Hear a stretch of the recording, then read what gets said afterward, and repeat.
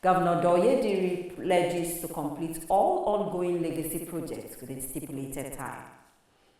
Right Honorable Abraham Ngobere dissolves all standing committees and political appointees in his office. Plus, France tries 27-year-old Algerian woman for rape and murder of 12-year-old girl.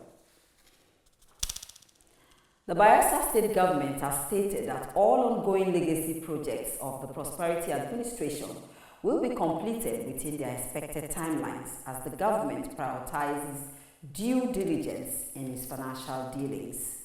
This stance was made known during the transparency briefing session in Yenegua.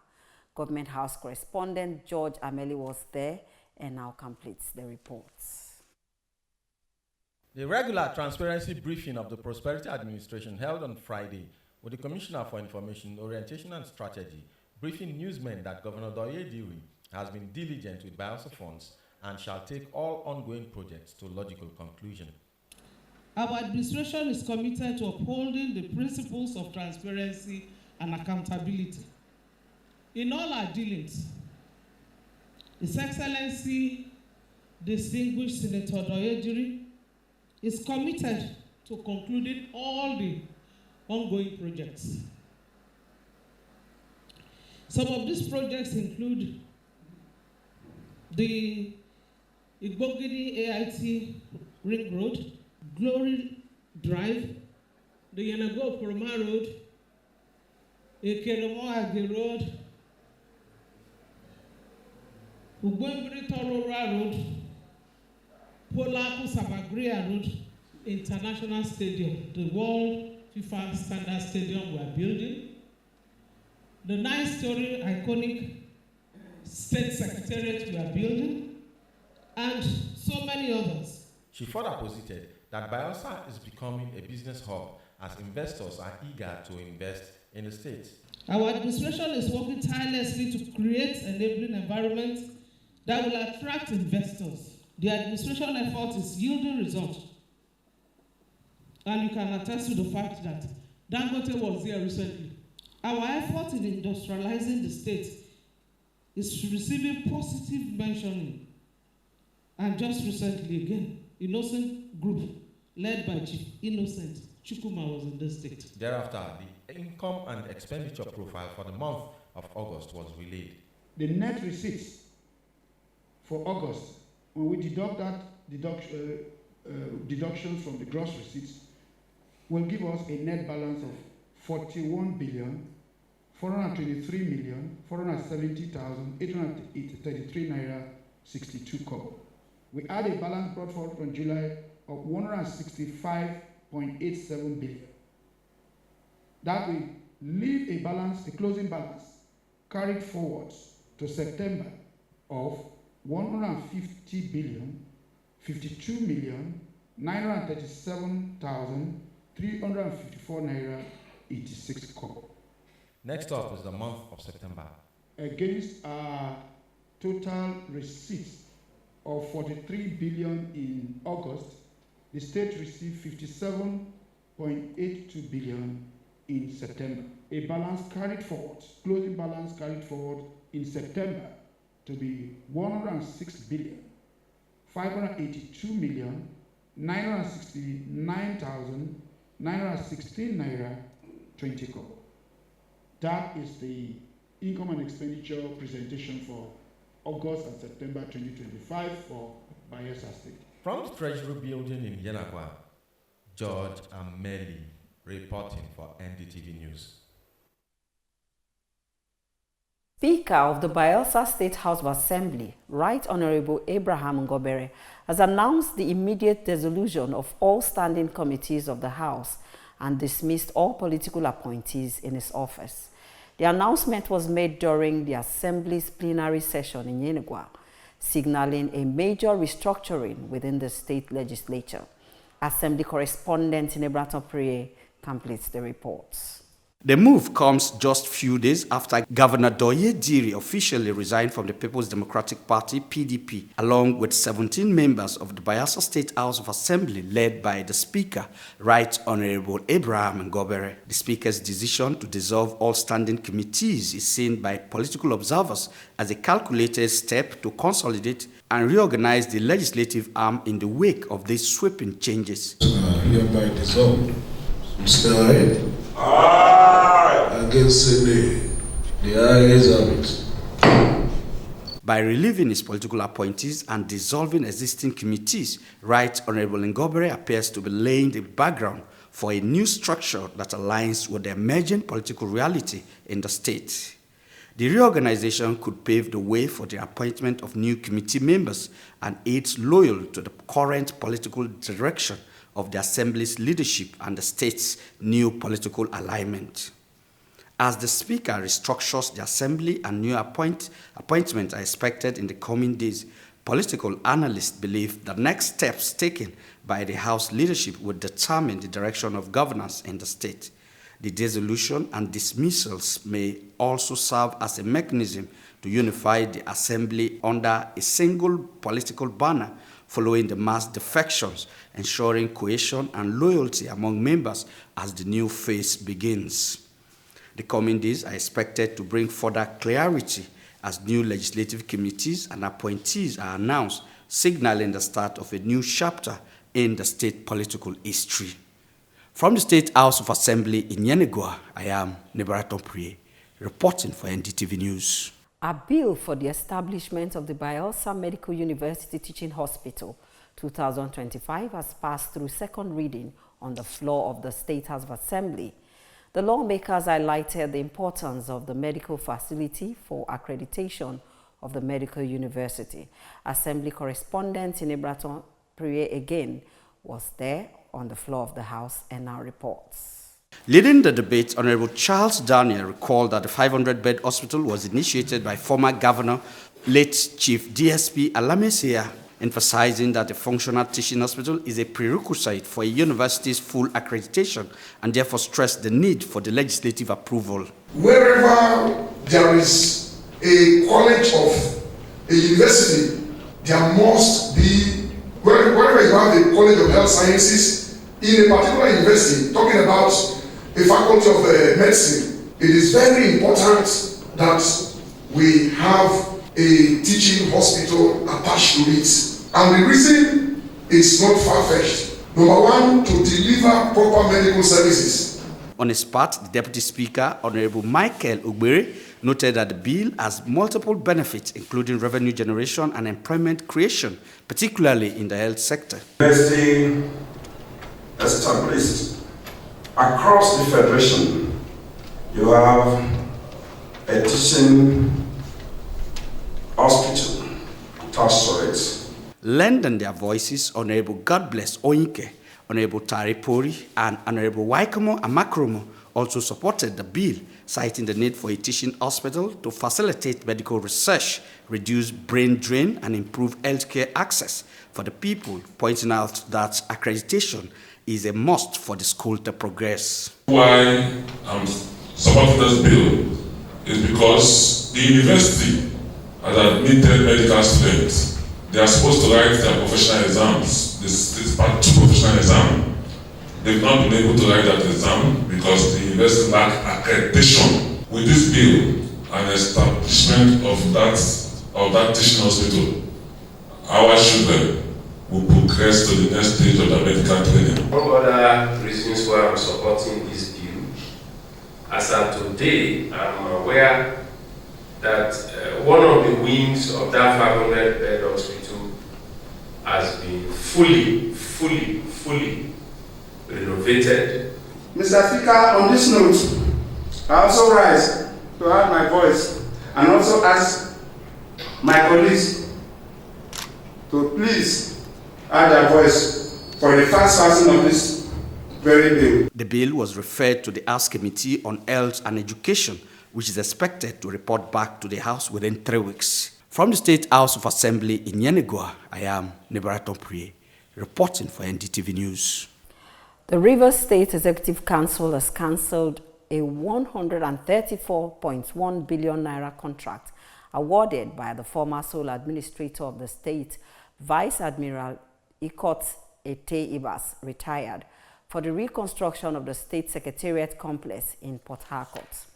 The contract, which was awarded to the China Civil Engineering Construction Corporation, CCECC, during the period of the emergency rule under Ibas, was nullified by the council at its meeting on Thursday.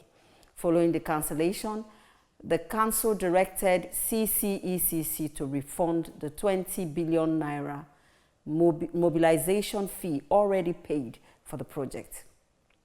In addition, the council approved the formation of a 6-member committee chaired by Deputy Governor Professor Ngozi Odo to assess and recommend suitable location, for the construction of computer-based test centers across the state to support external examinations. The council's flood control committee, headed by Odo, was also tasked to take urgent steps to mitigate flooding in affected areas, urging residents to refrain from blocking drainage channels. Previously, Sahara Reporters' review of data published by the Office of the Accountant General of the Federation and the National Bureau of Statistics showed that Rivers State, under the leadership of former sole administrator Vice Admiral Ibokete Ibas, retired, received 401.9 billion naira during his time in charge. The payments were made to the state by the Federation Accounts Allocation Committee, FAC. The Nigerian Guild of Editors, NGE, the elite professional body of managing directors, directors of news and editors of print, online news agencies and broadcast organizations, has postponed its All-Nigerian Editors Conference, INEC 2025, to November 12 and 13, 2025. The Guild said that President Bola Ahmed Tinubu had given his commitment to declare the conference open on November 12, 2025, as special guest of honor in Abuja. A statement by Eze Anaba and Onwa Uke, President and General Secretary respectively, on Friday, said the change of date was due to the circumstances beyond their control. The media body apologized to members, invited guests, and the general public for the inconvenience the change of dates may cause them. The Guild said that the conference venue remains Abuja, while giving assurance that the event will be a veritable platform to dissect issues that will sustain national cohesion and development in the country. You're watching Niger Delta Television News, reaching you live from the INEC Ikoli Media Complex here at Ikeki. On the headlines, Governor Doye Diri pledges to complete all ongoing legacy projects within stipulated time. And Right Honorable Abraham Ngobere dissolves all standing committees and political appointees in his office. Still to come in the news, France tries 27-year-old Algerian woman for rape and murder of 12-year-old girl. Details of these and other stories coming after the break. Please don't go away. Welcome to Niger Delta Television News and Current Affairs Department at the INEC Ikoli Media Complex here in Yanagwa, Bayelsa State. One of NDTV's traditional objectives is to disseminate information with renewed vigor.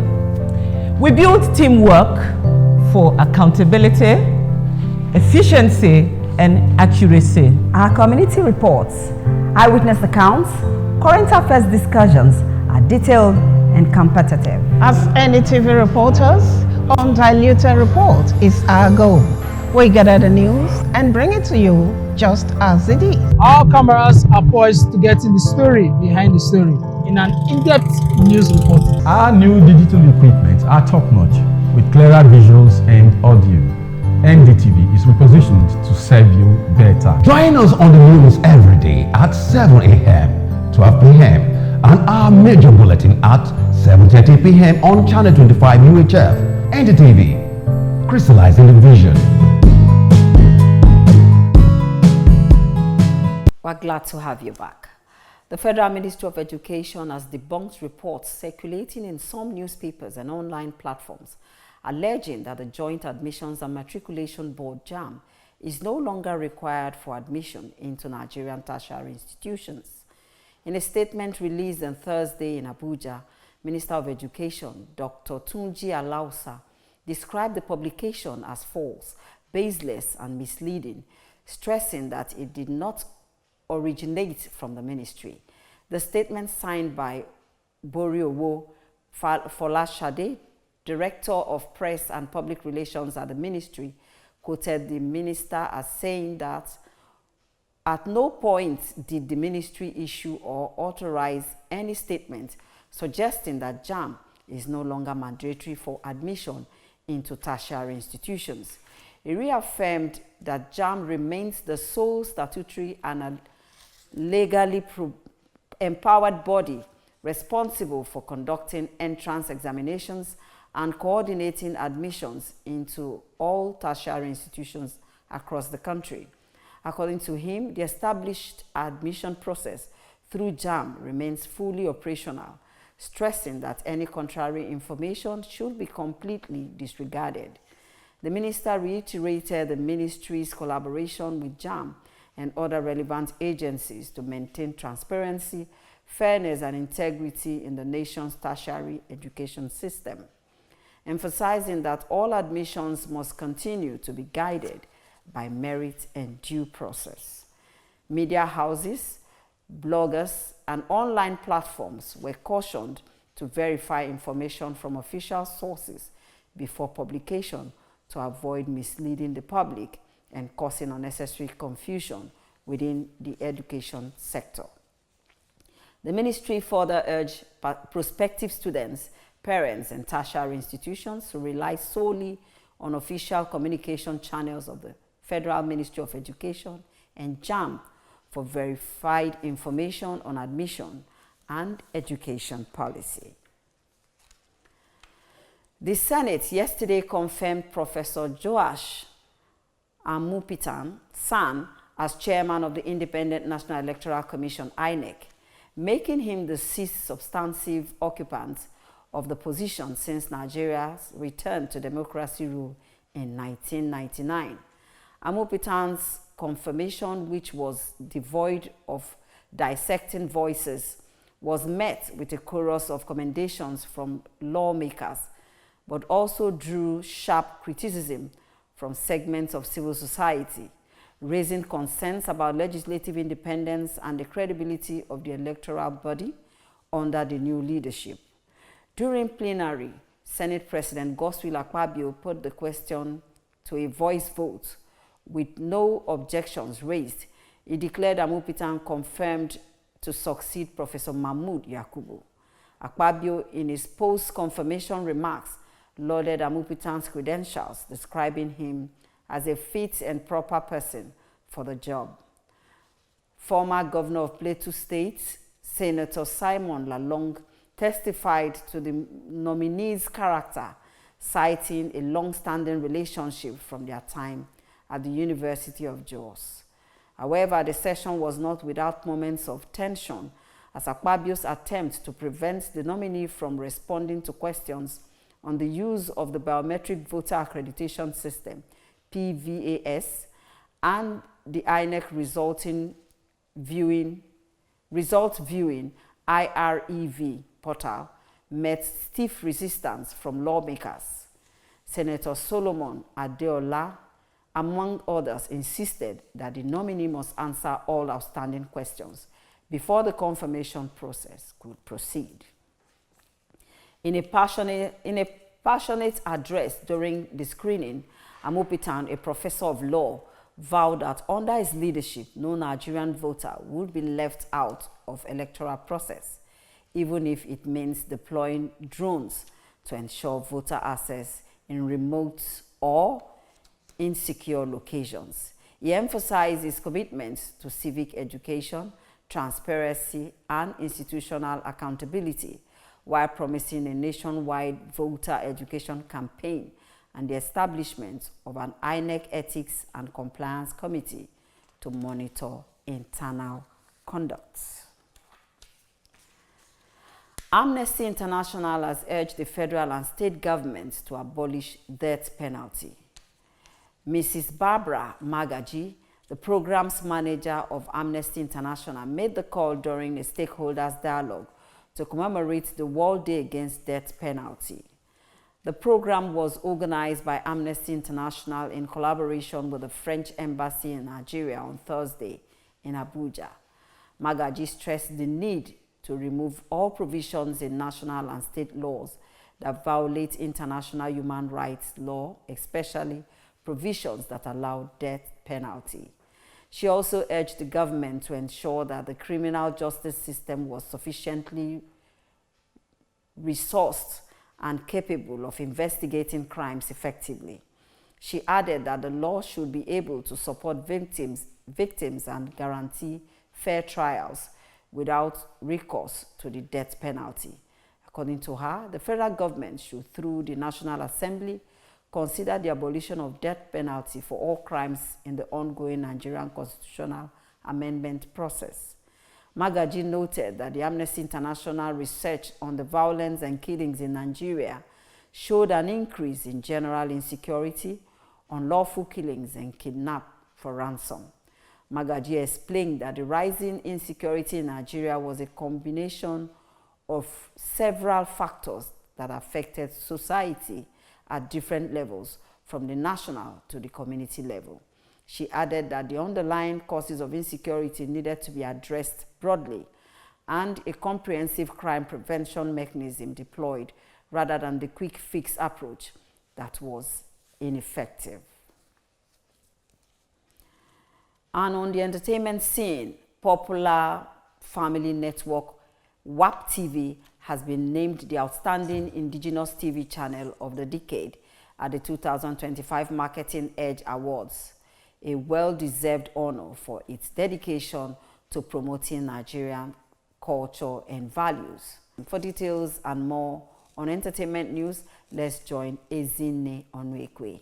Nigeria's leading family entertainment network, WAP TV, has been named the Outstanding Indigenous TV Channel of the Decade at the prestigious 2025 Marketing Edge Awards, solidifying its position as one of the country's most influential and culturally relevant television network. Speaking after receiving the award, the managing director of WAP TV, Wole Adenuga, expressed his gratitude to the organizers for the recognition and reaffirmed the channel's commitment to promoting Nigerian culture through entertainment. Since its launch in the year 2012, WAP TV has grown into a household name across Nigeria and beyond, known for its unique blend of indigenous and family-friendly entertainment. The channel stands out for its use of Pidgin English, which is a deliberate choice to ensure the channel is enjoyed by all Nigerians irrespective of background or language. Legend Extra Stout has partnered with singer and songwriter Adekunle Gold to celebrate Nigerian music, culture, and artistry through a street carnival held in Lagos. According to a statement, the event themed Legend Extra Stout and Mainland Block Party took place on Broad Street, Lagos Island, as part of the celebration of Gold's 6th studio album, Fuji. The brand described the partnership as part of its commitment to supporting Nigerian culture and artistic expression, bringing together fans to celebrate music and creativity. According to the company, Legend Extra Stout celebrates not just music, but the energy and creativity that defines Nigeria. Further on entertainment news, the Lagos state government has reacted to allegations made by Nollywood actress Sarah Martins, who accused some uniformed men of assaulting her while she was feeding the less privileged in the state. Sarah had taken to her Instagram page to narrate her ordeal, sharing that the incident occurred while she was cooking for homeless people on the streets of Lekki. According to her, the group of uniformed men, believed to be officials of the Lagos State Environmental Sanitation Corps, stormed her charity setup, disrupted her cooking, and carted away her food and equipment. In response to the viral video, the Lagos State Ministry of Environment and Water Resources released an official statement on Thursday, the 16th of October, clarifying its position on the matter. The ministry confirmed that the actress was indeed apprehended by its environmental officers, but stated that her activities violated existing sanitation and safety regulations. According to the statement, Sarah was cooking on a road in the Admiralty area of Lekki Phase 1, an act the government described as unauthorized use of public infrastructure. Finally, on entertainment news today, comedian and actor Ayo Makun, popularly known as AY, has urged Nigerians to resist the allure of social media comparisons, cautioning that much of the online content they admire is staged and far from reality. In a video posted on Instagram, AY highlighted how platforms often showcase distorted images of luxury, exotic vacations, and designer fashion, creating an illusion of effortless success. AY revealed that many influencers and content creators fabricate their wealth and happiness, resulting to borrowing clothes, taking photos in hotel lobbies to pass them off as their homes, or posing with cars that aren't theirs. He described social media as a movie set where curated posts mask the truth, noting that social media pressure is real and that too many people are trying to keep up with lives that don't even exist. AY advised his followers to grow at their own pace, stay true to themselves, and embrace contentment over comparison. Ezine Onwekwe reporting for NDTV Entertainment News. And from the foreign scene, Colonel Michael Randral Nirina has been sworn in as the new president of Madagascar, and France tries an Algerian woman for rape and murder of a 12-year-old schoolgirl. Correspondent Grace Egba gives us details of this report and other foreign stories. An Algerian woman went on trial in France on Friday accused of raping, torturing, and murdering a 12-year-old girl in Paris in a case that horrified the country. Dabai Ben Kired, now aged 27, was detained after Lola Divert went missing in the northeast of the capital 3 years ago, and her body was then found in a trunk in the lobby of the building where her father and mother worked as caretakers. Building residents saw Ben Kired in the lobby of the apartment block in the 19th district on October 14, 2022, carrying suitcases and a heavy truck covered in a blanket, the investigation showed. An hour and a half earlier, security footage showed Ben Kired approaching the girl as she returned from school, then leading her into the flat her sister occupied in the building. Investigators said Ben Kired raped and hit the schoolgirl with scissors and a box cutter, then bound her up in a douche tape, including around her face, leading to her death by asphyxia.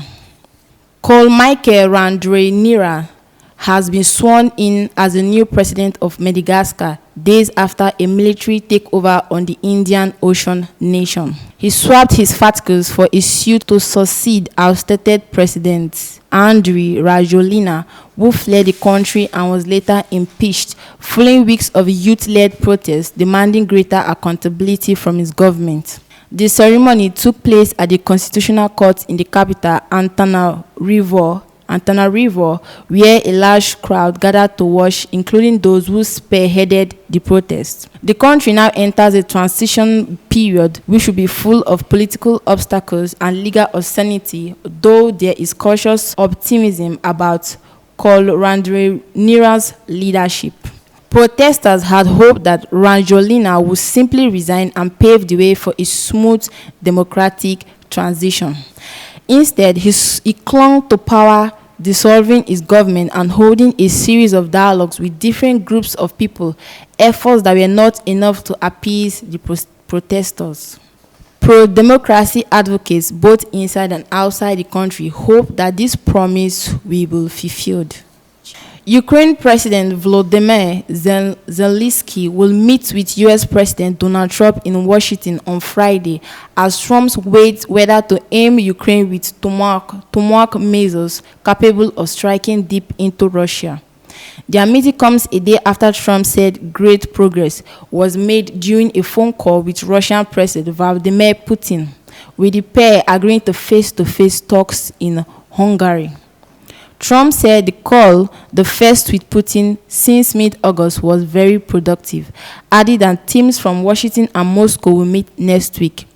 As Zelensky arrived in the U.S., his third visit since January, he said Moscow was rushing to resume dialogue as soon as it hears about Tomahawks. Zelensky has called on the U.S. to provide Ukraine with the advanced measures which have a range of 2,500 kilometers, 1,500 miles.